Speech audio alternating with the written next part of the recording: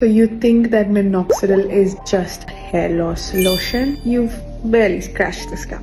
So it actually started as a hypertensive drug. What doctors then noticed was the side effect being it grew hair. So then Big Pharma thought that let's bottle the side effect, and here we are.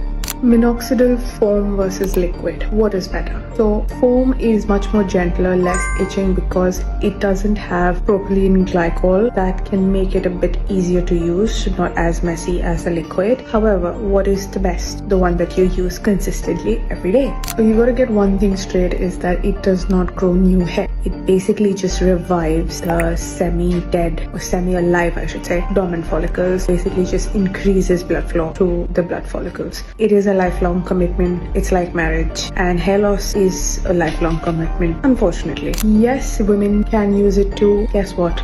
We pay pink tax unnecessarily. It's pink washed. You get the women's solution that's 2%, which doesn't really do anything. It makes no sense. So just use the regular men's version, which is 5%, and do not pay the pink tax. And also make sure you wash your hands after you apply it. Make sure it's not dripping all over your face, because then you'll end up getting a mustache. Everyone's heard of the minoxidil dread shed. Now, why that is good? You do need the thin miniaturized hair fall off for the thicker hair to replace it. So shedding could actually be a good sign. The treatment is working. Do not get paranoid when you see that. Do not get scared or nervous, and stop using it. Minoxidil is not for dead follicles and for that shiny, bald, reflective scalp.